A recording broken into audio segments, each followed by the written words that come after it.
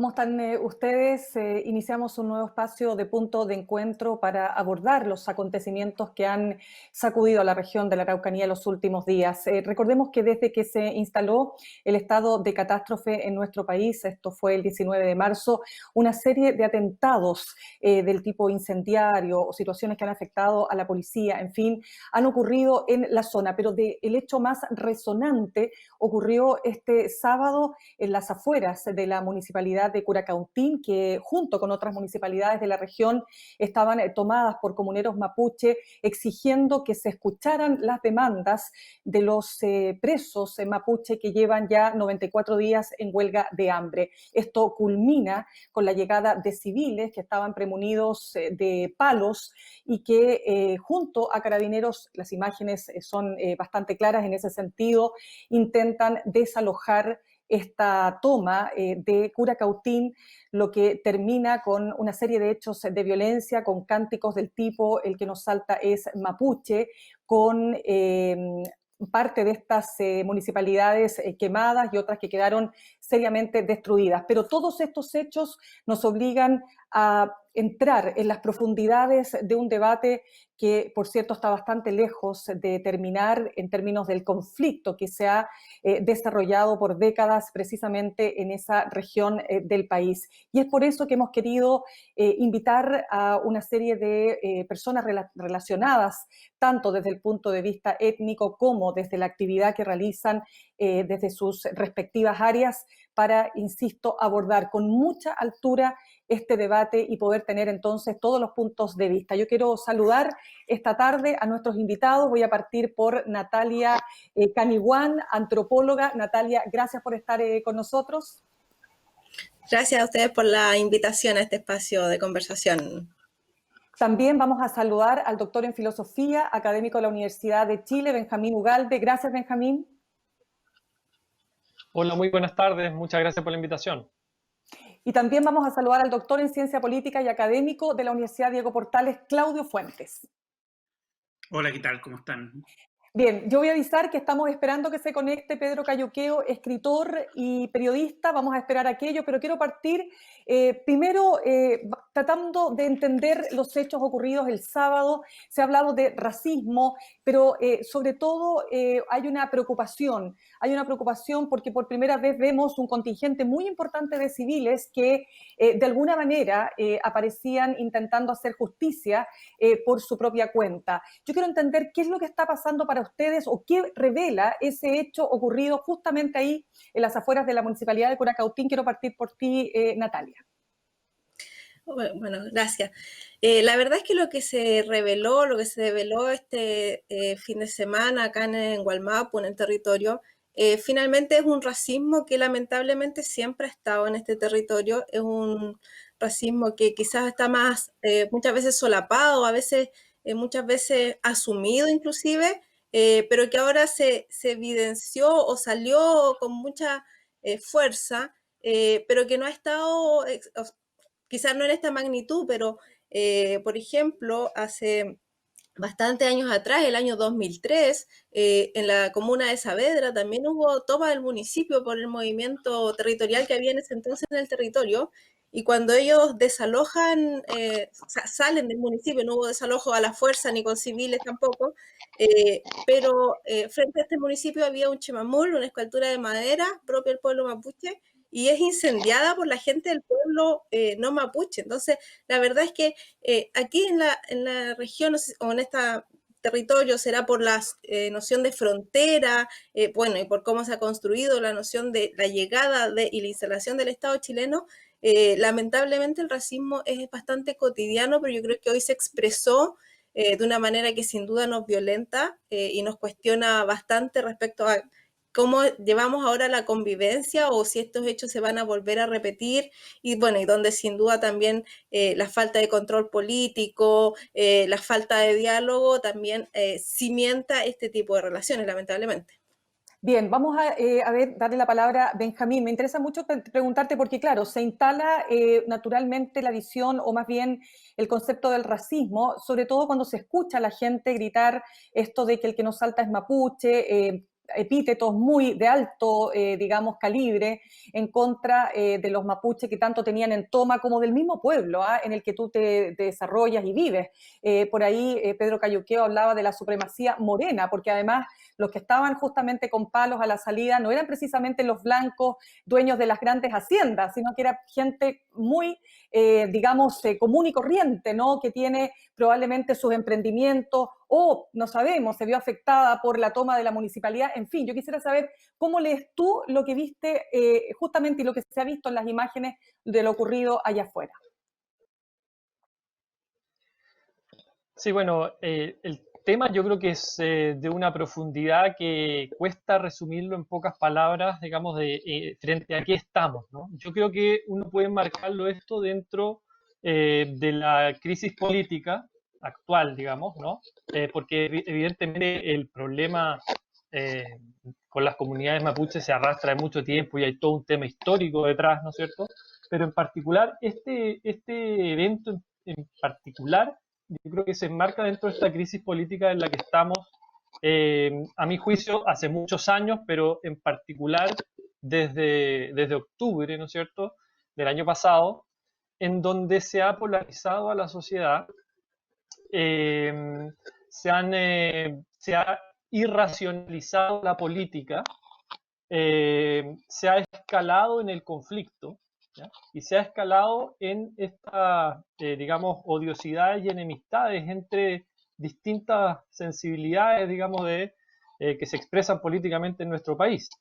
Me parece a mí que uno de los papeles que tenemos que jugar las personas que, digamos, estamos en la academia o en la intelectualidad o en los medios públicos, ¿no es cierto?, es intentar desescalar el fenómeno de la violencia.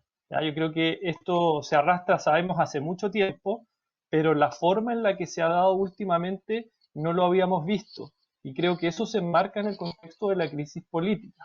Entonces, en este sentido, creo que es una responsabilidad que tenemos que asumir todos de desescalar este conflicto. ¿Ya? Yo creo que tenemos que volver a racionalizar las relaciones políticas, volver a, incluso cuando cueste, apartarse de la propia, digamos, sensibilidad, ¿no?, política incluso, porque es muy fácil caer en la radicalización, es muy fácil apuntar con el dedo, es muy fácil, ¿no es cierto?, caer en la polarización de la sociedad.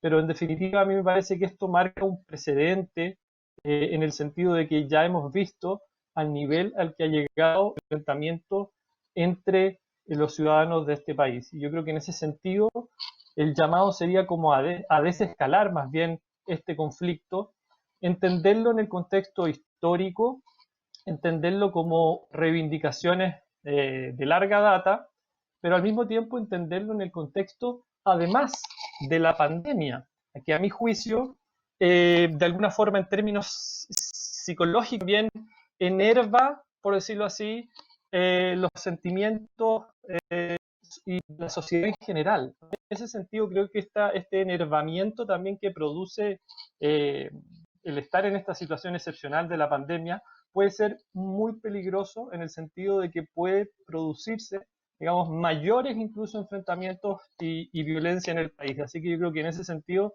hay que hacer un llamado, insisto en esto majaderamente, en desescalar el conflicto. Sí, Claudio, el director del Instituto Nacional de Derechos Humanos decía, no hay paz social sin paz en la Araucanía. Entonces, quiero también volver a la pregunta para ti.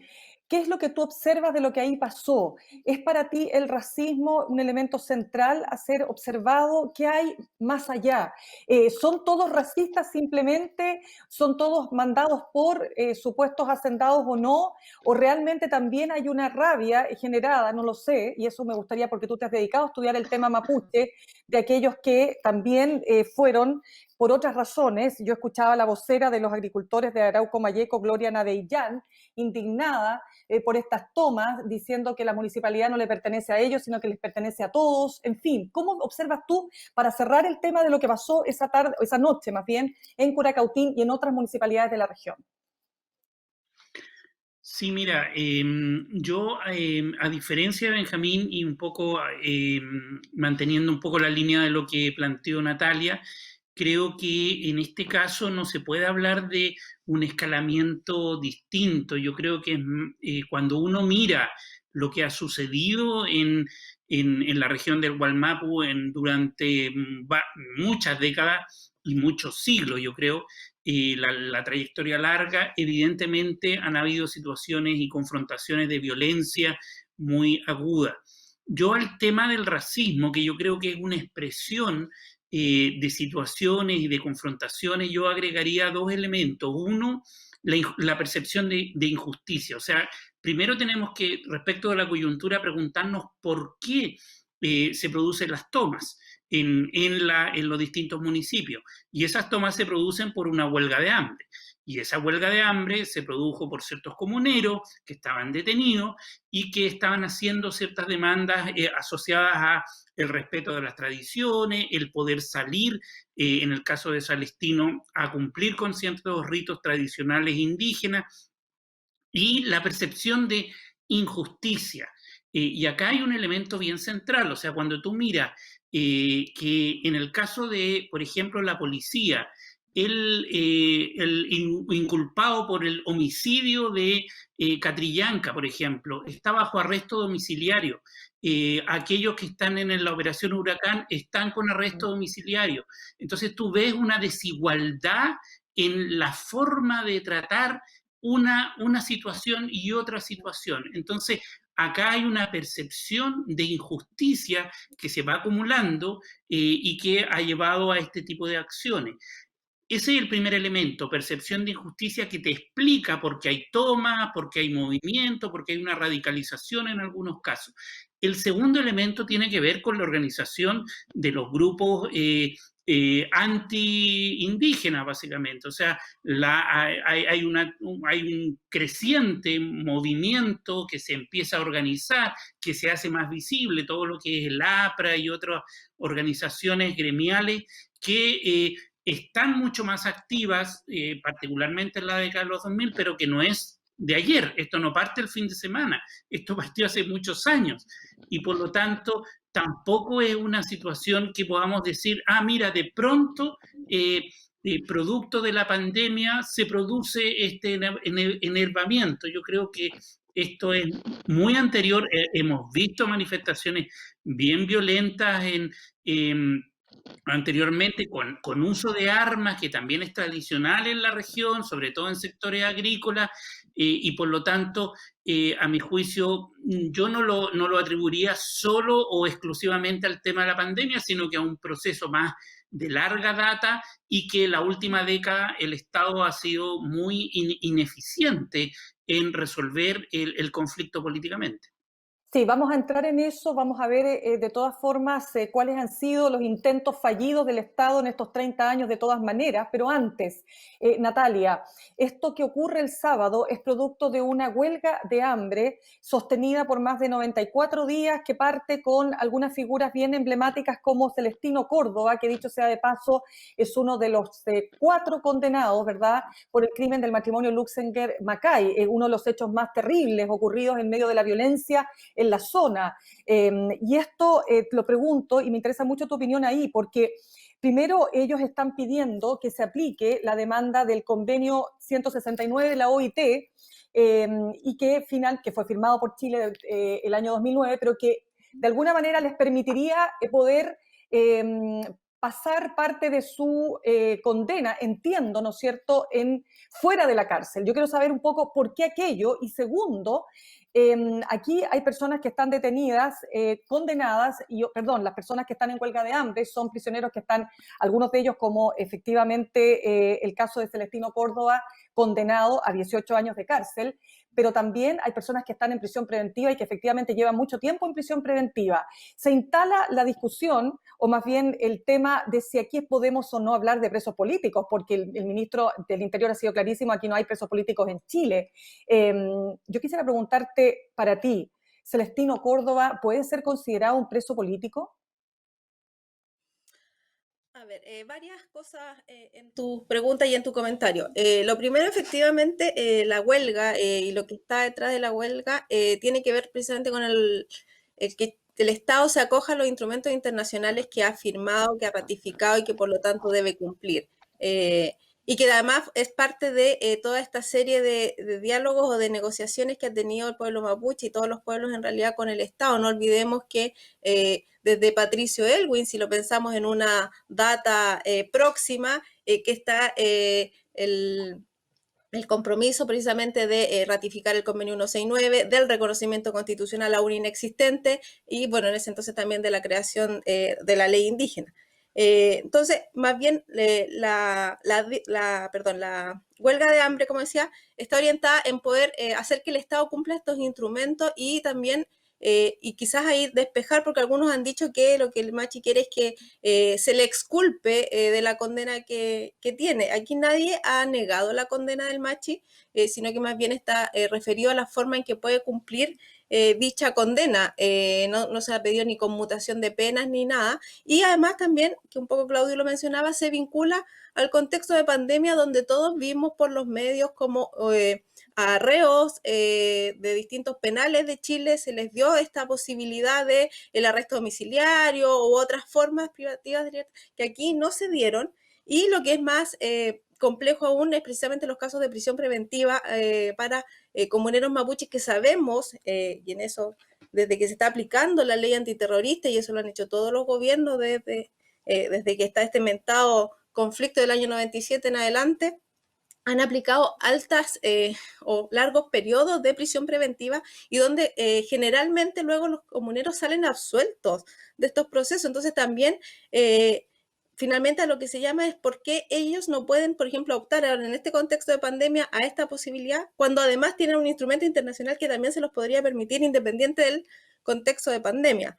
Respecto a los presos políticos mapuches, yo creo que sí hay presos políticos mapuches, toda vez que efectivamente las causas y las situaciones por las que ellos están, ya sea en prisión preventiva, bueno, el caso de Machi Celestino cumpliendo condena, tiene que ver porque aquí efectivamente hay una relación compleja, fallida del Estado con un pueblo, una relación donde, para empezar, este Estado no reconoce a los pueblos, por lo tanto no los trata como sujetos jurídicos con los cuales debe entablar un diálogo horizontal y un diálogo entre pueblos finalmente. Entonces, toda vez que tenemos esa lucha y ese como contexto, para mí sí hay presos políticos mapuche en De acuerdo, pero solo para cerrar, porque sabes que yo creo que es súper importante la definición. Celestino Córdoba para ti es una persona que está condenada por un crimen, ¿no es cierto? Yo quisiera preguntarte, ¿es un preso político para ti, Celestino Córdoba, que es la figura más emblemática de los que están justamente realizando esta huelga de hambre?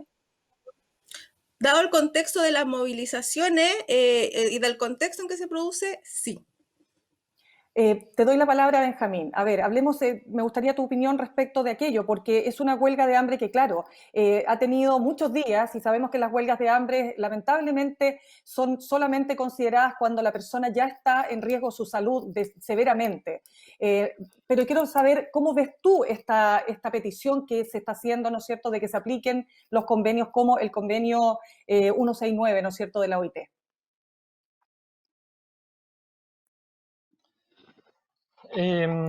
A ver, yo creo que lo primero es que hay que señalar de que, bueno, aquí hay personas que están condenadas por la justicia, es decir, nosotros tenemos un Estado de Derecho que podrá funcionar bien, más o menos, dependiendo de las opiniones que tengamos, pero en definitiva hay un Estado de Derecho, hay procedimientos, hay una justicia. Si hubiese, ¿no es cierto?, presos políticos en Chile, eso significaría que no hay Estado de Derecho, es decir, que la justicia está arbitrariamente, políticamente juzgando. A mi juicio, eso es un error y además eso orada la institucionalidad política del país. Por eso digo que este conflicto también se exacerba en medio de la crisis política que estamos viviendo, ¿no es cierto? Y a mi juicio, en ese sentido, creo que hay que, de alguna manera, volver a la institucionalidad. En este caso en particular, se añaden otros elementos, ¿ya? Claudio mencionaba hace un momento de que hay una percepción de injusticia. Es perfecto. Uno puede entender, ¿no es cierto?, de que hay una injusticia histórica. De hecho, en un libro que acabamos de publicar que se llama El Octubre Chileno, el profesor Felipe Schwember tiene un artículo sobre la injusticia histórica y como una forma de comprender parte de los procesos que hemos venido viviendo en los últimos meses.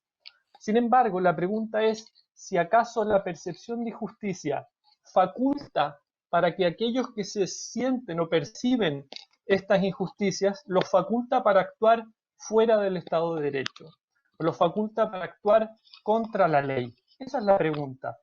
Eso es lo que yo llamo una irracionalización de la política, porque se busca justificar mediante la percepción de injusticia otras injusticias que están por fuera del sistema.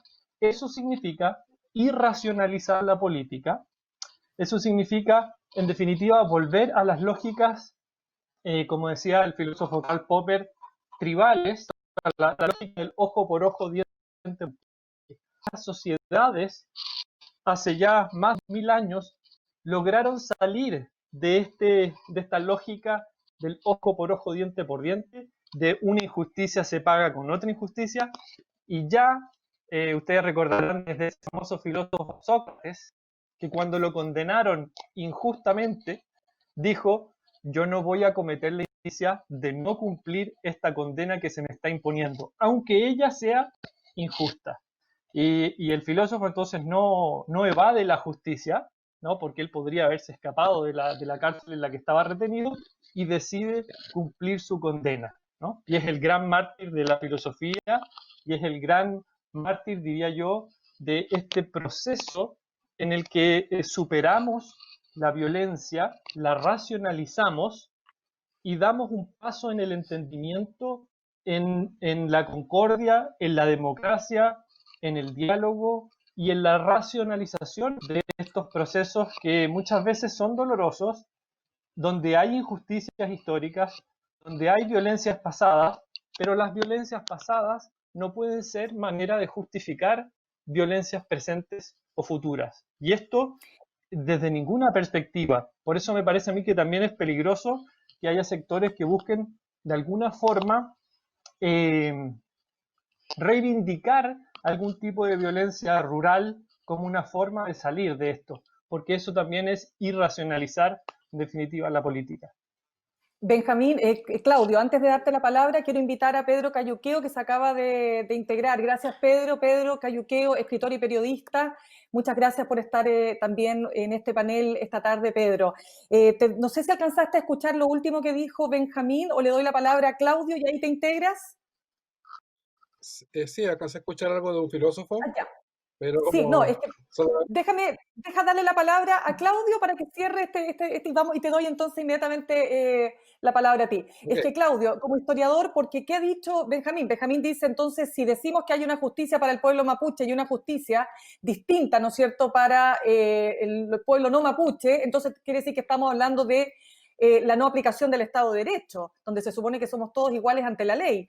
Yo te pregunto, ¿hay algo de eso? ¿Tú crees que no hay Estado de Derecho en la región de la Araucanía o en la zona de conflicto?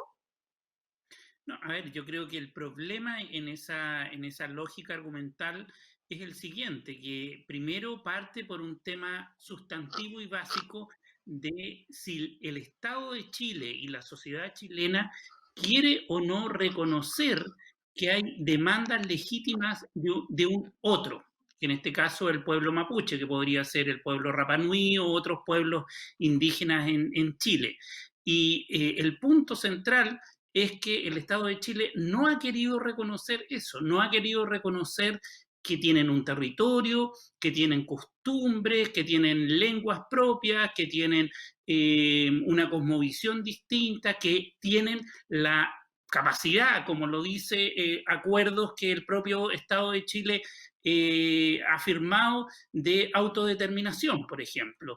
Entonces lo que pasa acá es que, por una parte, no hay ese elemento vital y, por lo tanto, la lucha política de recuperación territorial, por ejemplo, que algunos grupos tienen en el territorio indígena, es a mi juicio, legítima porque ellos están con ese predicamento. Ahora, el punto es que el Estado de Chile no quiere reconocer ese elemento, el elemento de que hay un otro.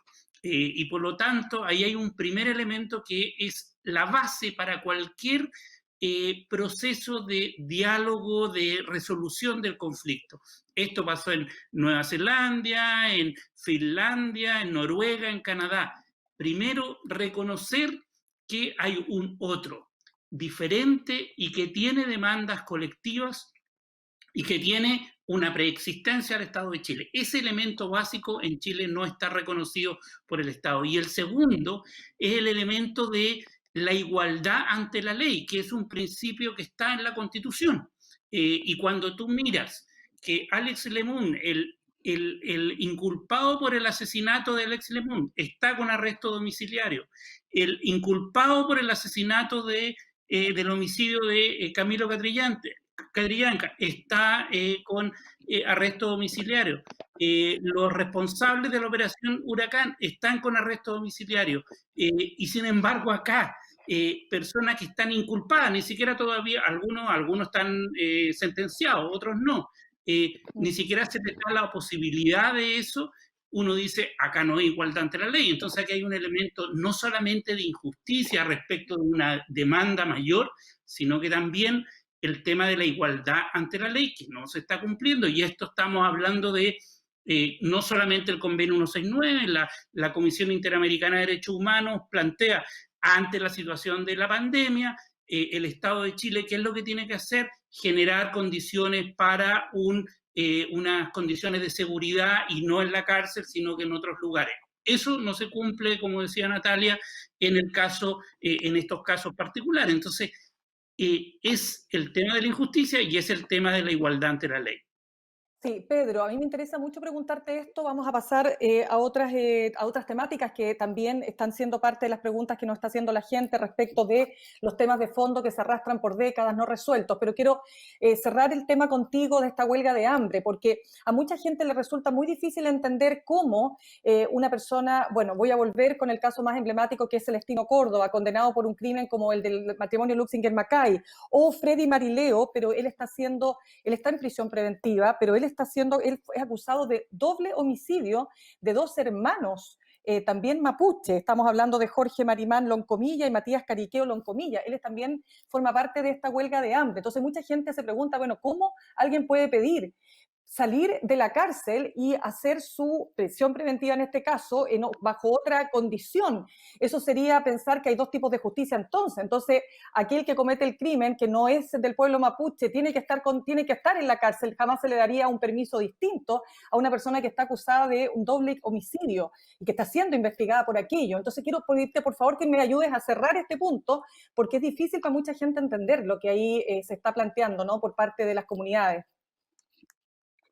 Bueno, Mirna, en Chile es bastante difícil que mucha gente entienda todo lo relacionado con los pueblos originarios, ya no solamente en este ámbito. Eso es una falla de origen que tiene lamentablemente tanto la sociedad como la democracia chilena, que es bastante imperfecta y atrasada respecto de la experiencia comparada en torno a estos temas. Ahora, respecto de los presos y sus demandas, yo considero que son demandas bastante atendibles por cualquier gobierno medianamente decente y democrático, porque lo que están demandando los presos es lo que el convenio 169 recomienda al Estado, digamos, que se privilegien ciertas medidas o alternativas de reclusión que no sea la cárcel. Y eso es algo que digamos, podría ser negociable por parte del Ministerio de Justicia. Ojalá que asuman pronto una mesa negociadora para que los presos puedan dejar la huelga de hambre que ya lleva más de 90 días. ¿Y qué es lo que tiene, por lo demás, radicalizado el ambiente en la zona sur? La conflictividad que hemos vivido en la última semana está asociada directamente a la huelga de hambre, y eso es innegable. Entonces, yo creo que hay que hacer un gran trabajo de pedagogía y de explicar, a veces con bastante simpleza y sencillez, de qué trata esta demanda que tienen los presos. Cuando se plantea esto, pueden existir poco menos que beneficios o ciertas salidas alternativas para los pueblos originarios, Bueno, yo lamento que estemos tan lejos de otras realidades, porque en otras realidades, en otros países, en otros contextos, incluso los pueblos indígenas tienen derecho a la justicia propia. Hay reconocimiento de la justicia propia de los pueblos indígenas, hay reconocimiento de sus propias normas para, digamos, también sancionar delitos. Eh, no voy a citar no voy a citar ni Venezuela ni Bolivia, así que tranquilo. Voy a citar a Estados Unidos, voy a citar a Canadá. Las tribus tienen autogobierno, las tribus tienen tribunales propios. Hay amplias atribuciones de justicia indígena en las tribus norteamericanas. Pluralismo jurídico existen también en Sudamérica. Se reconocen las normas jurídicas indígenas para, por ejemplo, sancionar incluso este tipo de delitos comunes o delitos graves con connotación política. Entonces aquí estamos bastante lejos, creo yo, todavía, tristemente lejos, de comprender de que hoy día existen en la comunidad internacional, en la comunidad de naciones a la cual Chile adhiere firmando tratados, existen otras formas de entender también lo que es, por ejemplo, el cumplimiento de las penas por parte de miembros de pueblos originarios. Y además estamos dejando de lado algo que es básico y que es una de las misiones que tiene el Ministerio de Justicia y Derechos Humanos y también Gendarmería, que es propender a la rehabilitación y a la reinserción social de los internos. Y yo no sé si la cárcel sea hoy día el mejor lugar donde los presos tienden a la rehabilitación y a la reinserción social. Es más, lo decía Claudio, muy bien, recomendaciones de la OMS que dan cuenta de que hoy día las cárceles son focos de contagio en esta crisis sanitaria global y por tanto se recomienda que se tomen medidas para, digamos, para que no exista hacinamiento en las cárceles. Y hubo un perdonazo tremendo también a miles de presos chilenos que les cambiaron las medidas cautelares por arresto domiciliario o por firma semanal o mensual para que pudieran, digamos, descomprimir el hacinamiento de la población penal. Entonces yo creo que falta que caminemos en torno a una pedagogía en torno a que lo que los presos mapuche y lo que la sociedad indígena demanda constantemente no son beneficios, estos son derechos y los tratados internacionales tienen rango constitucional en Chile. A ver, Natalia, avancemos con lo siguiente, porque el doctor en historia, Fernando Pairicán, él ha señalado que 3 décadas de no ser escuchados, de la porfía, dice él, de avanzar en torno a los derechos fundamentales del pueblo mapuche, han también generado una radicalización de ciertos grupos. Entonces, él habla de 2 vías, ¿no es cierto? Él habla de la autodeterminación, también vamos a estar hablando de aquello, pero él habla de 2 vías, la vía democrática, la vía insurreccional. Acá, en esa vía insurreccional están grupos, ¿no? Que efectivamente han, tal como lo digo, ¿no? Y lo dice él en diversos escritos, ¿no? Han radicalizado su postura. Y eso tiene una serie de consecuencias. ¿Cómo ves esa radicalización? Para ti, esa radicalización, ¿de qué es fruto finalmente? Bueno, efectivamente, yo iría incluso más allá de estos 30 años que señala Fernando, y también ya casi un siglo más atrás, considerando el Estado chileno hace ocupación efectiva de Gualmapu y de este territorio hace no más de 130 años. Primero hay que tener eso en mente, no está hace 200 años como en el resto del país. La pacificación, mal llamada pacificación de la Araucanía, que finalmente la colonización de este territorio sucede a fines de 1800, inicios de 1900. Por lo tanto, tenemos un Estado reciente, la verdad, en este territorio, que no llega de buena manera, claro está, porque llega con una campaña militar, y que por lo tanto hace que esa historia, que es reciente, de un siglo, un poco más de un siglo, aún esté en el inconsciente y en la memoria colectiva de este territorio. Entonces tampoco es que no, a uno le digan es cosa del pasado o déjense de pelear por el pasado, es lo que le pasó a mi abuelo o lo que le pasó a mi bisabuelo. ¿Ah? O sea, es algo que uno lo tiene, y en general el pueblo, la historia cercana, la historia que te cuentan en tu casa, no es la que lees en los libros. Así que ya de ahí viene esta tensión y esta noción de que, o sea, no me reconocen, me han usurpado, he tenido que emigrar porque no tengo tierra y así un sinnúmero de situaciones. Efectivamente, si uno ya lo quiere mirar más hoy en día, y lo que yo un poco decía hacia atrás, si nos vamos al año 89, Patricio Aylwin, cuando estaba en campaña, y se hace el mentado Pacto Nueva Imperial, promete ratificación del convenio 169, que viene a pasar recién en el año 2008, bastante después de lo que fue el periodo presidencial de Patricio Aylwin y varios presidentes más. promete el reconocimiento constitucional aún pendiente. Esperamos que quizás tras el proceso constituyente que se venga, se consiga. Y bueno, sí promete la ley indígena, que hoy en día quizás para el momento fue una ley bastante esperada, quizás hoy deba avanzar un poco más en derechos, porque precisamente, como bien lo decía Pedro, lamentablemente aquí nunca se habla de derechos de los pueblos, los vemos efectivamente como beneficios, subsidios, ayudas, pero no como derechos de los pueblos indígenas. Entonces también ahí hay que cambiar el lenguaje. Y eso sin duda va generando una serie de frustraciones. Pensemos que post-Elwin tenemos un montón de mesas de diálogo fallidas y mesas en las que siempre el pueblo mapuche ha participado y instancias en las que se le convoca a participar. Entonces también cuando se siente esta imagen de que son intransigentes, que no dialogan, que no hablan, o sea, experiencias de diálogo hay muchas, y el que finalmente no responde es el Estado con lo que se le pide. O sea, se pide reconocimiento y llega un programa de subsidio para plantar avellano. Y claramente estamos en un diálogo bastante asimétrico, y eso por supuesto lleva a que ciertos grupos se radicalicen porque ven que no, la vía del diálogo no está funcionando y que ya son 100 años de esta historia de no diálogo finalmente. Sí, Natalia, yo sé que tú te tienes que ir, por eso cierro contigo solamente. ¿Cómo detener? Porque la radicalización de todo movimiento, ¿no es cierto?, tiene, tú sabes cómo parte, pero tú no sabes cómo termina, ¿no? Ya sabemos lo que la violencia generó en nuestro país, ya sabemos lo que vivimos también en una época terrible de nuestra historia. Entonces yo te pregunto, para ti, ¿cuál es el camino para terminar con esta radicalización y con estos hechos de violencia? O sea, porque yo quiero saber por qué hay que quemar colegios, por qué hay que quemar iglesias, o sea, ¿qué tiene que ver los pobres niños que van al colegio? ¿Me entiendes? Entonces, nuevamente, ¿cómo se termina con eso? ¿Cómo se termina? Con un Estado que efectivamente cumpla la deuda histórica que tiene con los pueblos indígenas en Chile, con un Estado que efectivamente se sienta a hablar de derechos, que se sienta a hablar con el pueblo mapuche como, como un ente jurídico horizontal, donde efectivamente, y como ya también lo decían los otros panelistas, pueden tener grados de autodeterminación, tienen formas propias de autoridad, de economía, de desarrollo. Entonces, escuchando al pueblo como tal y sentándose en un diálogo de derechos y por lo tanto restituyendo derechos que no se han restituido ni se han reconocido hasta el día de hoy. Bien, Natalia, si tú te tienes que ir, nosotros te perdonamos porque sabemos que estás con una serie de actividades, pero te quiero preguntar, Benjamín, porque el ministro del Interior decía, ¿no es cierto?, que Víctor Pérez decía, no es posible conversar cuando nos hacen atentados, cuando nos queman, qué sé yo, los camiones, cuando queman los colegios, las casas, en fin, o sea, no se puede sentar a conversar con violencia. Y yo te pregunto, ¿es posible entonces desactivar este conflicto? ¿Cómo se desactiva?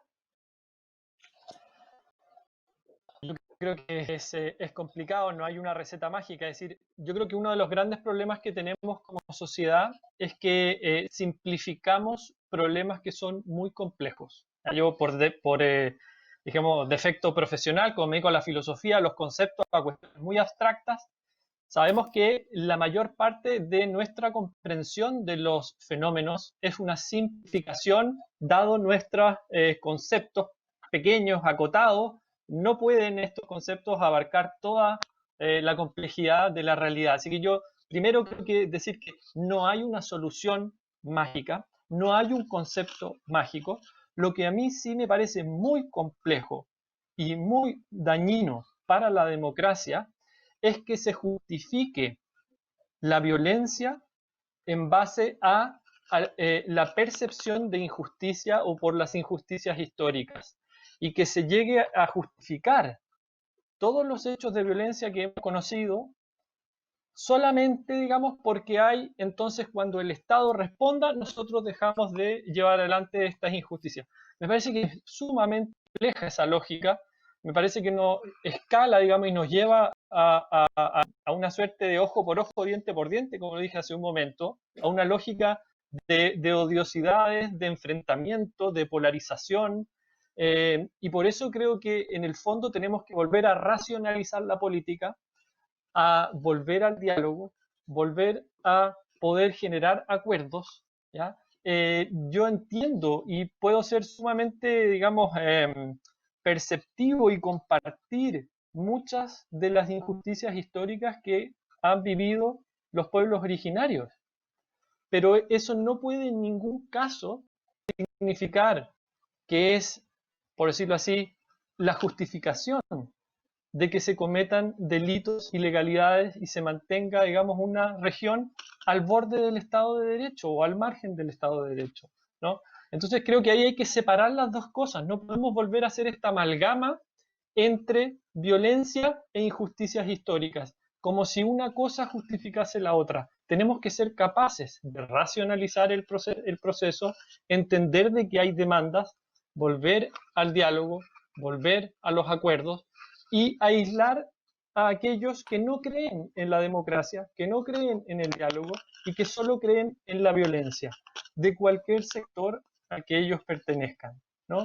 Entonces, en ese sentido creo que es muy importante, y vuelvo a insistir en esto, en volver a racionalizar la discusión, en no caer, digamos, en la tentación de la violencia, que a mi juicio es parte, digamos, de una condición humana, digamos, también, ¿no? Evolutiva prácticamente, el ser violento, pero creo que tenemos algo que es capaz de reflexionar sobre nuestras acciones, que es finalmente el intelecto, y en ese sentido creo que en el ámbito de la política es el intelecto el que tiene que predominar, el diálogo, el razonamiento, y no, evidentemente, la violencia. Sí, voy a comentarles, por ejemplo, Pablo nos dice qué han hecho los presidentes de los últimos 150 años con el pueblo originario, cuántas tierras se les expropiaron, cuántos representantes del pueblo originario están hoy representados en el mundo político. También nos escribe otra persona que dice, estoy de acuerdo con el reconocimiento de la pluriculturalidad, pero pienso humildemente que los pueblos tienen que asumir que el resto del país somos parte de ellos. Estudio de la Universidad de Chile, somos 85% mestizos. Claudio, y te doy después la palabra a Pedro. Claudio, a ver, el tema de la violencia y lo que se ha planteado acá y avanzar respecto de soluciones políticas, porque tú, por ejemplo, el otro día tuiteabas, ¿no?, sobre todas las comisiones de los pueblos indígenas, ¿verdad?, desde Frei en adelante. Fíjate que terminamos con el plan Impulso Araucanía del año 2018, que además tiene como corolario final la muerte de Camilo Catrillanca, o sea, entre medio de la operación Huracán, bueno, en fin, todo lo que eso terminó en el peor de los momentos, digamos, tanto para la policía de carabineros como para el propio pueblo mapuche, con la muerte de Camilo Catrillanca y todas las situaciones que se generaron en términos políticos ahí. Entonces, el Estado ha sido incapaz. ¿Y por qué ha sido incapaz de alcanzar acuerdos o de llegar a acuerdos finalmente? Efectivamente, yo creo que ahí tú colocas una pregunta que es clave. En el fondo, siguiendo a lo que Fernando Pairicán planteaba, la pregunta es ¿por qué ha fracasado la política? ¿Por qué hasta el momento el Estado, los gobiernos distintos no han logrado llegar a lo que Benjamín señalaba, estos acuerdos? Y yo creo que hay dos razones principales, pueden haber otras, pero a mi juicio hay dos factores principales. Primero, en general los pueblos indígenas en Chile están siempre asociados al modelo extractivista porque donde viven ellos hay intereses económicos muy relevantes. Las forestales, las hidroeléctricas, las pesqueras, la minería. La minería está avanzando hacia el sur del país, de hecho, y por lo tanto, el primer factor que evita reconocimiento de los pueblos indígenas, reconocerlos como actores con intereses, con capacidad de autogobierno, por ejemplo, no estamos pensando en independencia, estamos pensando en posibilidad de que ellos tomen ciertas decisiones, como pasa en los países civilizados del mundo. Eso está cruzado por intereses económicos que han resistido ese elemento y por lo tanto acá hay intereses económicos muy concretos, particularmente en el caso de la Araucanía, forestales, hidroeléctricas y todo lo que es la industria de la pesca en el océano. El segundo factor tiene que ver con el etos nacionalista que existe en Chile. Hay un elemento muy relevante. Nosotros hicimos una encuesta a congresistas en el año 2018 y les preguntamos si estaban de acuerdo con escaños reservados, con las típicas políticas que se implementan en estos países. Darle, por ejemplo, lo que planteaba Pedro, que tengan una justicia propia, etcétera, donde hay acuerdo de las élites del 90%, 92% de los congresistas contestó esta encuesta del actual Congreso, donde hay acuerdo en aceptar la cultura, como la cosa cultural, el que haya merquén y todo ese tipo de cosas, que yo creo que es hoy día, al momento actual, es insuficiente. Cuando tú colocas, le preguntas sobre devolución de tierras, sobre escaños reservados, el apoyo se reduce significativamente. Es decir, cuando hay que ceder poder político y económico, hay un distanciamiento de las élites. Eso es claro en Chile y es evidente. ¿Por qué, Claudio? ¿Por qué pasa eso? Porque los actores políticos no quieren ceder poder, porque hay una élite política en Chile que ha dominado esos intereses y que no, o sea, yo te digo, en la encuesta del 2018, el 50-55%, si no me equivoco, estaba de acuerdo con escaños reservados. Ahora, yo creo que ahora, con el conflicto que hay, van a estar mucho más de acuerdo para resolver el conflicto. Y por eso hay un elemento central que tiene que ver con el reconocimiento constitucional, porque al colocar el reconocimiento constitucional de los pueblos indígenas, no estás diciendo solamente el Estado de Chile reconoce a los pueblos indígenas, lo que estás diciendo es vamos a ver ¿qué vamos a reconocer? Si esa es la pregunta, ¿qué se reconoce? Se reconoce capacidad de representación política, se les reconoce territorios, se les reconoce la lengua como oficial y eso implica políticas públicas, inversión del Estado. Entonces yo creo que hoy día, de nuevo, yo vuelvo al tema original, la pregunta central que hoy día como sociedad debemos hacernos es ¿queremos vivir entre diferentes o no? ¿Queremos convivir, construir una sociedad donde hay un Estado y varios pueblos o naciones? ¿Queremos eso? ¿O queremos aferrarnos al modelo portaliano de 1833, donde era un Estado y una nación? Yo creo que ese es el tema de fondo y yo creo que las élites resisten a aceptar esa opción. Claro, ahora, Pedro, esa resistencia tiene que ver con una idea que se ha instalado, que cuando se habla de autodeterminación o se habla de autonomía, algunos creen que eso va de la mano de una suerte como de Estado independiente, o sea, que ustedes quieren como separarse del Estado chileno y hacer su propio Estado, porque también es parte de, no sé si hablar de la mitología que rodea el tema, pero me gustaría mucho que nos explicaras tú qué es lo que entendemos cuando ustedes hablan de autodeterminación y de autonomía. Yo creo que lo que entiende la élite nacional por autonomía o autogobierno, que son conceptos que se están utilizando bastante en la nomenclatura de la dirigencia mapuche, y no solamente mapuche, también los Rapanui están incorporando estos conceptos a su léxico político. Lo que entiende la élite básicamente es que los mapuches quieren separarse de Chile, balcanizar el territorio y optar, digamos, por alguna vía separatista, eh, pero eso es completamente ajeno a la realidad. La autonomía no es más que esencia, la autonomía no es más que descentralización, la autonomía no es más que desconcentración del poder. La autonomía tiene que ver con un debate que tienen las sociedades hoy día más avanzadas en el mundo. Hoy día se habla de empoderar los gobiernos locales, de empoderar los territorios. Los mapuches estamos muy en sintonía con ese discurso. La autonomía que los peñis reclaman y que plantean como camino está muy asociada a procesos que se han dado incluso en otros países vecinos. En América Latina ya hay bastante experiencia respecto a estos temas. Tenemos el caso de la comarca Cuna en Panamá, que es una de las autonomías antiguas que hay en América, de los originarios. Está el caso de lo que son los resguardos indígenas en Colombia, que es otro tipo de autonomía territorial indígena. Y así los ejemplos se multiplican. ¿Para qué vamos a mencionar el caso anglosajón? El caso de Norteamérica, digamos, acá en Chile sería acusado de terrorismo étnico absoluto. Las tribus norteamericanas son naciones soberanas dentro de Estados Unidos. Washington las reconoce como naciones soberanas y solamente no tienen atribuciones en lo que confiere a defensa exterior. Todo el resto es atribución de las tribus. Ellas determinan su condición económica, social, judicial incluso. Yo recuerdo haber estado en Estados Unidos para la primera campaña de Obama, por ejemplo, y me interesó mucho conocer cuál era la propuesta de Obama en materia indígena. Y me fui de espalda cuando leí el documento y me di cuenta de que lo que Obama proponía a las tribus norteamericanas era ampliar las facultades de los tribunales tribales. Es decir, que los tribunales de las tribus pudieran juzgar a los blancos también que cometieran delitos en las reservaciones. Yo pensaba que estaba en el planeta Marte, porque plantear eso en Chile es casi para que se le genere un ataque cardíaco a la élite chilena.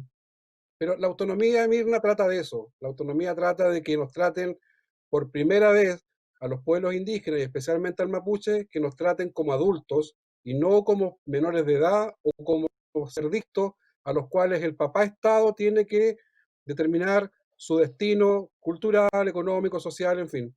Nosotros tenemos las capacidades absolutas para autodeterminarnos dentro del Estado de Chile. Sí, tú hablabas, perdona, te voy a dar al tiro la palabra, Benjamín, pero porque ya que tenemos a Pedro, el único representante entonces de la etnia mapuche, quería preguntarte, porque tú hablas de una política etnocida. Tú has dicho que acá se los ha invisibilizado, ninguneado, como se pueda llamar. Por ejemplo, un ejemplo súper concreto que te escuchaba en un programa el otro día, tú decías, no hay ningún feriado de los pueblos originarios. Nuestro idioma no es parte del idioma oficial en Chile. En fin, eso, háblanos de eso, porque también es parte de los dolores que arrastran justamente los pueblos originarios, pero particularmente, como dices tú, el pueblo mapuche. Sí, yo soy de los que cree que utilizar, por ejemplo, el concepto genocidio no aplica tanto al caso nuestro, ¿ya? Nosotros vivimos una guerra con Chile y Argentina que la asumimos militarmente, fuimos derrotados finalmente en esa guerra, pero los mapuches seguimos, digamos, existiendo y viviendo y resistiendo.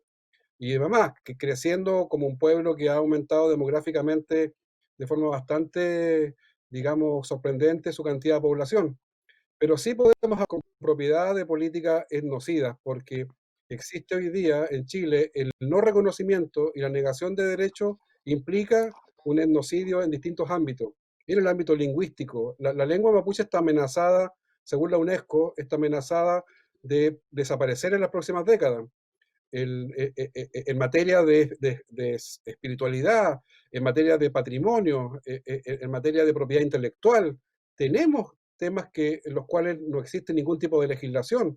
Lo conversaba, bueno, hoy día mismo lo conversaba con el subsecretario del ministerio que está viendo el proyecto de ley sobre patrimonio cultural. Y la verdad es que ahí ni siquiera se contempló la consulta indígena para avanzar en un proyecto de ley. Entonces, hay política etnocida, yo concuerdo con los dirigentes que plantean eso, porque vivimos en un estado constante de negación de derechos sagrados en tratados internacionales y también en la legislación interna, porque tenemos una ley indígena bastante débil, bastante timorata, pero que también establece ahí que que el Estado tiene responsabilidades con los pueblos originarios y que lamentablemente no se están cumpliendo. Sí, Benjamín, sí hemos visto que una serie de gobiernos han intentado a través de comisiones, comisionado especial, asesor especial, en fin, Consejo para la Paz, etcétera, etcétera, etcétera. Y nada de eso ha logrado, ¿no es cierto?, llegar a puerto, llegar a una resolución. Yo te quiero preguntar, ¿y si la violencia y si la radicalización, ¿no es cierto?, se mantiene o crece más bien, ¿no?, producto de la falta de acuerdos, de la posibilidad de llegar efectivamente a soluciones políticas? ¿Es real decir, Benjamín, que no te sientas a conversar hasta que no haya un solo acto violento? Porque otras realidades han tenido que, lamentablemente, o sea, muchos países y muchos estados han tenido que sentarse a conversar, incluso con violencia mediante, porque no hay otro camino. No sé cómo lo ves tú en ese sentido. Sí, la verdad que bueno, es la paradoja de la política y de la violencia en el fondo, ¿no? Paradoja porque en el fondo muchas veces las negociaciones políticas se hacen, digamos, con poderes de fuerza, digamos, detrás, ¿no? Y en eso tampoco hay que caer como en una especie de idealismo de que va a desaparecer la violencia de la noche a la mañana. No. Sin embargo, me parece a mí que es distinto el hecho de que se produzca violencia al hecho de que uno justifique la violencia en base a injusticias históricas. Creo que son dos cosas distintas. efectivamente puede producirse violencia. El ser humano, por su condición, digamos, tiene biológica y evolutivamente la violencia en su ADN, pero de que se produzca no significa que pueda justificarse y que sea lo deseable, ¿ya? Ahora, en ese sentido, tampoco puede usarse la violencia como forma de, digamos, de alguna forma de presión política para poder alcanzar ciertos fines. Por eso es validar la violencia política para, ¿no es cierto?, alcanzar ciertos fines o ciertas ideas que quieren, digamos, imponerse. Entonces yo creo que ahí hay que evaluar todos esos planos en donde son distintos planos, ¿ya? Por lo tanto, efectivamente, yo creo que, por supuesto que tiene que haber más negociación política, más diálogo, y no creo que haya que, por ejemplo, decir que no ha habido nada de diálogo. Ha habido diálogo, seguirá y tiene que seguir habiendo diálogo, por supuesto, pero al mismo tiempo se debe aislar a los sectores más violentos, porque si no aíslas a los sectores más violentos, finalmente esos sectores violentos que son pequeños terminan tomándose los espacios donde los pacíficos, digamos, buscan dialogar y racionalmente salir adelante en una solución. Entonces, en ese sentido, yo creo que hay varios planos que no pueden confundirse, que no podemos hacer una amalgama, no podemos decir, mire, toda esta violencia es fruto de las injusticias y por lo tanto no se va a acabar hasta que no se acaben las injusticias. Me parece que eso políticamente es sumamente peligroso, me parece incluso que es violento plantearlo en esos términos, ¿ya? Pero eso no significa, ¿no es cierto?, de que no se pueda negociar o dialogar o construir incluso, ¿no es cierto?, acuerdos aislando a los sectores que cometen, digamos, estos actos de violencia terrible, ¿ya? Y políticamente, por supuesto que hay un abanico de posibilidades. Yo, por ejemplo, que tiene que haber un mayor reconocimiento a todas las etnias, digamos, del país, a todos los pueblos originarios, tiene que darse más reconocimiento constitucional. Pero, por ejemplo, yo pondría un matiz, no creo que deban haber escaños reservados. Aquí Claudio y Pedro son mucho más especialistas que yo en el tema, pero en todo el mundo, si no me equivoco, son algo así como 10 o 15 países los que tienen en todo el mundo, de más de 200 naciones, los que tienen escaños reservados, es decir, no son una gran mayoría de los países tampoco. Y esto tiene que ver con un concepto de la democracia representativa. Ya hay técnicas bien específicas, pero en el fondo básicamente consiste en la universalidad de los derechos, ¿no? Es decir, la universalidad de los derechos. En este sentido, ¿no es cierto?, todos los ciudadanos son iguales ante la ley, y en este sentido, ¿no es cierto?, los escaños reservados, a mi juicio, me parece que rompen de alguna manera esa igualdad y esa universalidad en la que se funda el Estado democrático moderno, por decirlo así, ¿ya? Y esto nos puede gustar o no, pero esa es la configuración que acarrea, ¿no es cierto?, esta construcción que es el Estado moderno. Y por supuesto que pueden haber soluciones intermedias por la autonomía, pero no creo que específicamente haya que centrar el conflicto en el tema de los escaños reservados, por ejemplo. Sí, a ver, Claudio, de las naciones que refiere justamente Benjamín está Nueva Zelanda, que ha tenido una manera que siempre se ha destacado, ¿no es cierto?, de la forma como logró efectivamente solucionar conflictos que también fueron muy profundos, ¿no? Pero que logró finalmente alcanzar la paz. Y la paz social, tanto para el país completo, ¿no?, por todo lo que hemos vivido en estos meses desde el estallido social hasta la fecha, pero también lo que se ha vivido por décadas, ¿no es cierto?, y por estos últimos años en la Araucanía parece cada vez más difícil de alcanzar, ¿eh? Hay gente que cree que la paz, que hay grupos que exacerban la paz social como si fuera tan simple como convocarla para que no haya paz. ¿Ah? Como si fuera tan simple como escribir en piedra, ¿no?, una palabra que diga paz social, para que la paz se instale, ¿no es cierto? Entonces, por eso te pregunto, los distintos mecanismos que hay para alcanzar esa paz social, tomando en cuenta lo que se nos viene también y tomando en cuenta el plebiscito de octubre, que yo quisiera saber si desde tu punto de vista es una oportunidad también para poder alcanzar esa paz social que incluya justamente a los pueblos originarios y al pueblo mapuche. A ver, Hay varios temas acá que me gustaría tocar y yo sé que tenemos muy poco tiempo.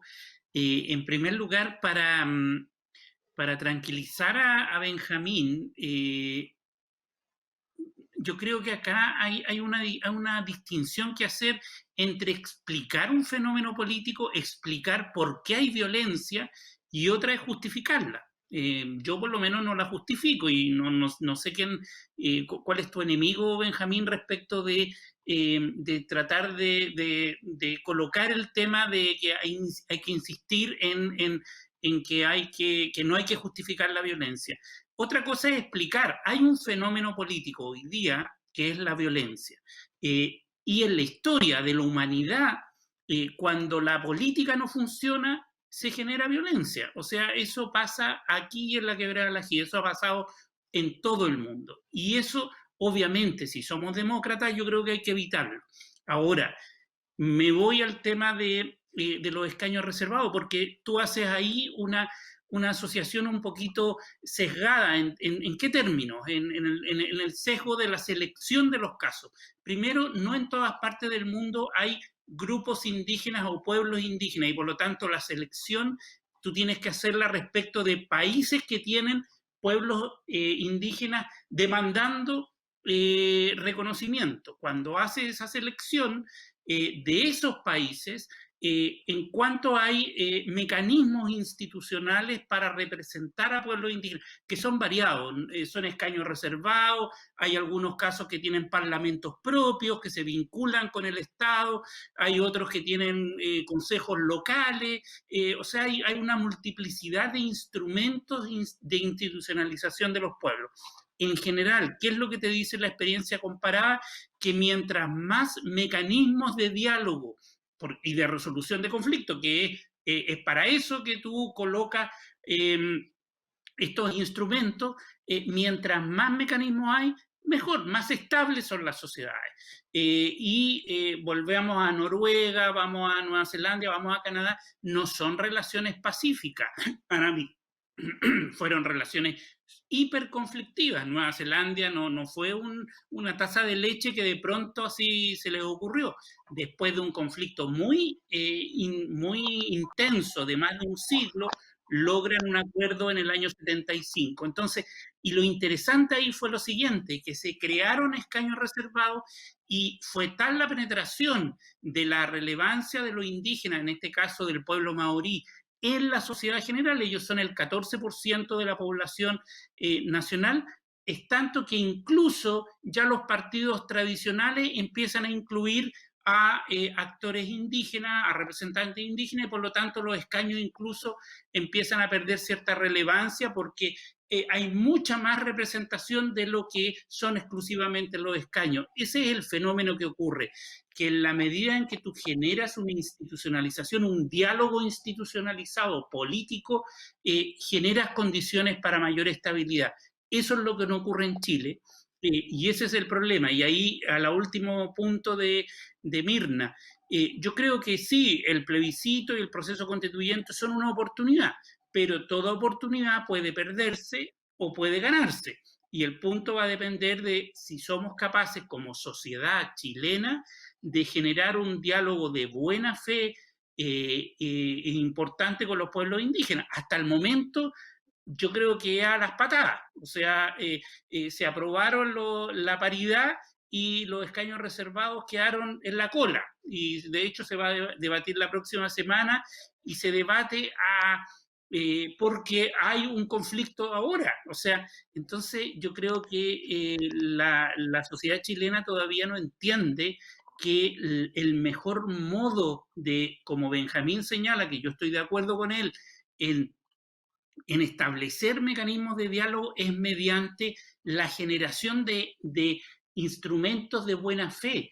O sea, y ahí termino, cuando tú tienes el proceso constituyente indígena en el gobierno anterior, miles de personas participaron, hicieron un proceso y una consulta sobre la Constitución, llegaron a acuerdos, llegaron a desacuerdos, y después el proyecto que envió la presidenta Bachelet al Congreso no reflejó nada, nada lo que se conversó en ese proceso con los indígenas, y que fue un proceso conflictivo, tenso, etcétera, pero se llegaron a algunos acuerdos que no se reflejaron. Entonces, yo creo que si uno quiere establecer un diálogo, tiene que ser genuino y de buena fe, como dice el convenio 169, y eso, a mi juicio, no está pasando en Chile hoy día. Entonces, uno entiende la desconfianza, o sea, ¿para qué sentarnos de nuevo si de nuevo nos van a bypassear? Entonces, yo creo que hay un tema muy crucial respecto de un diálogo en donde nos sentamos como una parte con otra parte y la reconocemos como una interlocutora válida. Pedro, ¿tú eres pesimista, eres optimista o, te lo pregunto de otra manera, ¿ves posible que un gobierno como el gobierno del presidente Sebastián Piñera pueda efectivamente alcanzar puntos o permitir, digamos, establecer puntos de acercamiento? ¿Lo ves difícil por lo menos en esta etapa? A ver, yo no soy ni pesimista ni optimista, soy realista, ¿ya? Y en este realismo político que me caracteriza, yo creo que este gobierno terminó el cambio de gabinete. El gobierno se está enfocando ahora absolutamente a cerrar fila en torno a su electorado más duro, preparando lo que viene con el plebiscito y la constituyente, porque podría ser una gran derrota del gobierno lo que viene en octubre, y creo que se están preparando para eso. Por tanto, yo no abrigo ninguna esperanza de que en los últimos 20 meses que le quedan se abran puertas para un posible diálogo o una posible agenda indígena. La agenda indígena, de hecho, había muerto mucho antes. La agenda indígena murió con la salida del ministro Moreno, ¿ya? Entonces, de ahí en adelante, todo lo que se planteaba el gobierno en materia indígena quedó congelado. Y ahí tenemos los proyectos de ley que duermen en el Congreso hace varias administraciones, referidos a reconocimiento, referidos a consejos de pueblo, referidos a ministerios, en fin. Entonces yo la verdad no le doy ya a este gobierno la posibilidad de que, o el beneficio de que ellos vayan a abordar este tema. Esto va a pasar, digamos, para la próxima administración. Yo sí soy optimista respecto de la sociedad civil, sí soy optimista respecto del proceso constituyente. Creo que es una instancia tremenda de parlamento entre los pueblos.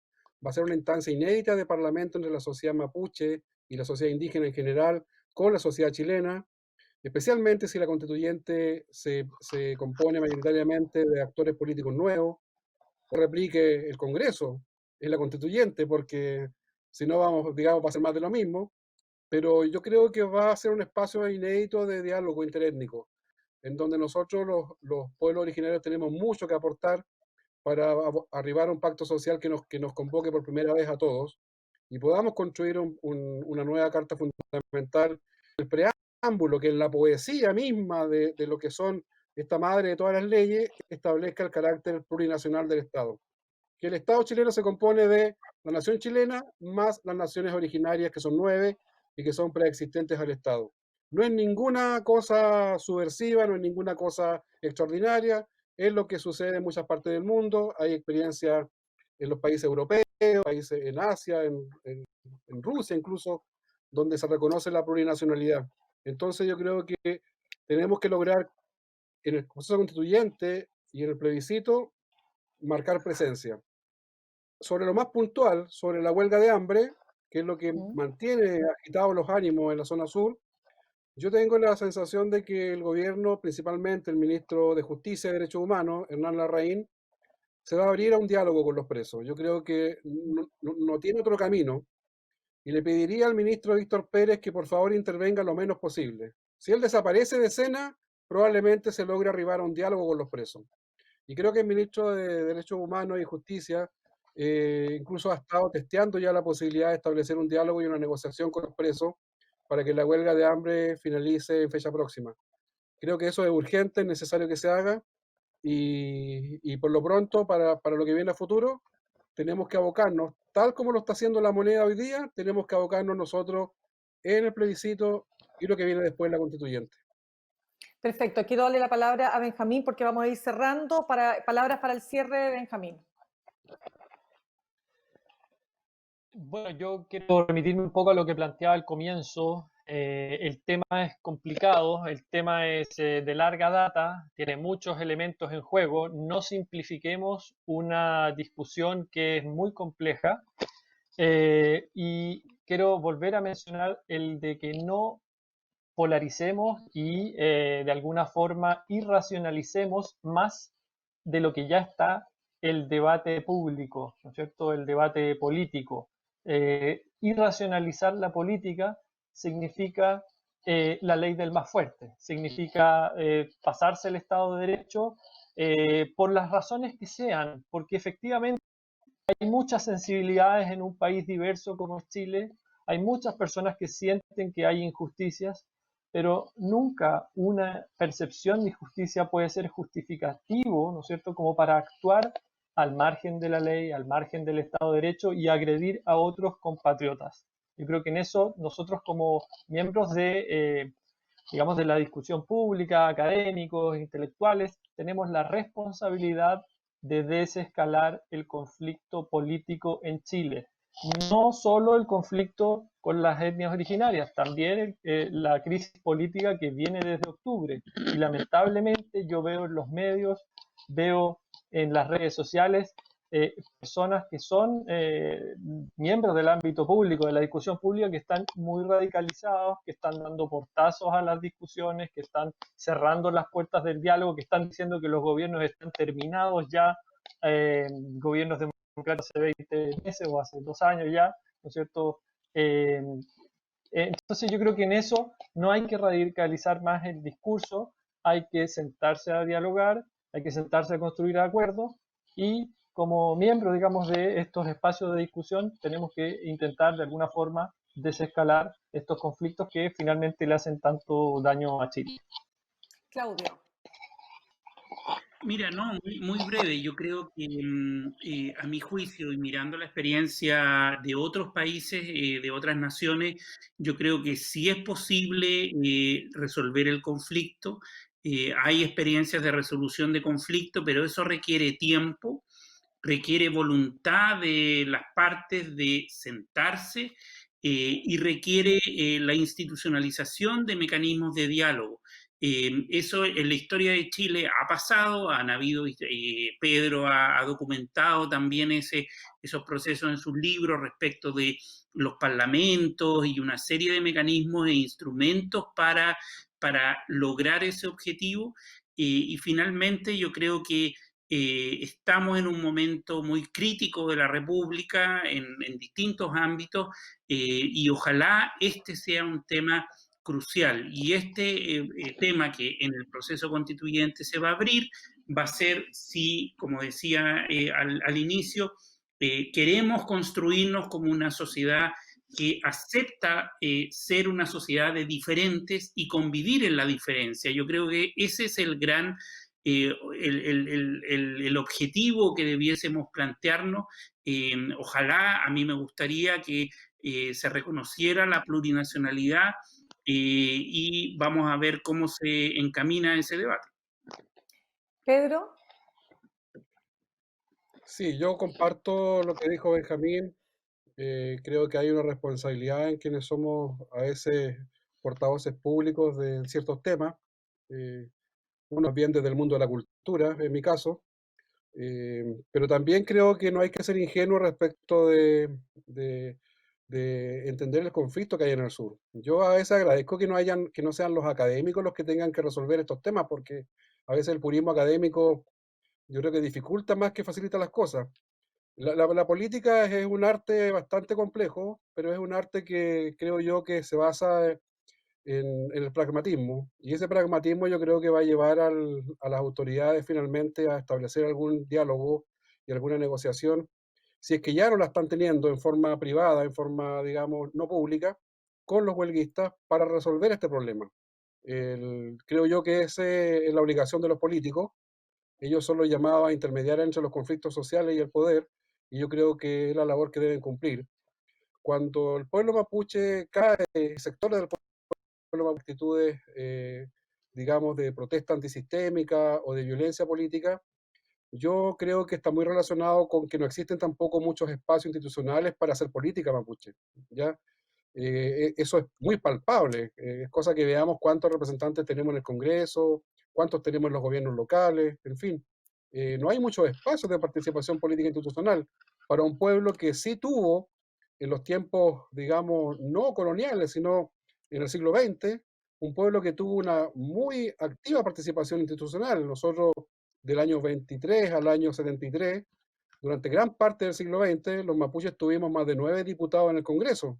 Esa historia parlamentaria me conoce bastante poco, pero tenemos que recuperarla porque da cuenta de un pueblo que incluso en los tiempos de las fiebres revolucionarias continentales, en los 60, nunca comulgó con experiencias armadas.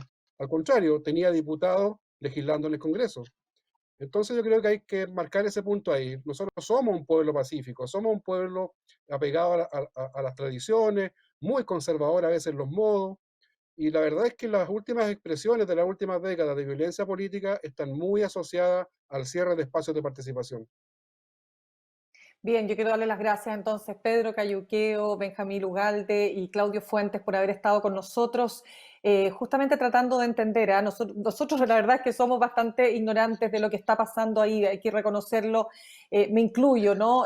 Nos cuesta efectivamente comprender todos los alcances que tiene este conflicto. Uno trata de ponerse en los dos lugares, ¿no? Entre quienes evidentemente se han visto afectados por la violencia, aquellos que se han visto también afectados por el no reconocimiento, por derechos que han sido probablemente, ¿no es cierto?, no lo suficientemente, digamos, visualizados, visibilizados durante estos años de democracia, y por cierto también de una serie de intentos fallidos. Vamos a tratar, por lo menos desde mi punto de vista, uno intenta que este espacio de conversación justamente permita poder avanzar hacia un futuro, digamos, sin duda mejor, y que ojalá los hechos ocurridos el sábado, en la medida de lo posible, no se repitan. Yo creo que si llegamos a un punto en que los civiles se empiezan a premunir de armas blancas o como sea, como se llame, ¿no?, para hacer justicia por su cuenta, estamos entrando en el peor de los mundos. Así que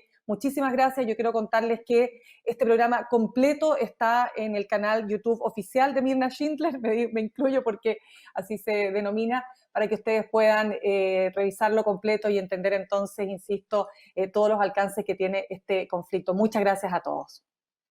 Gracias, hasta luego. Hasta luego, muchas gracias.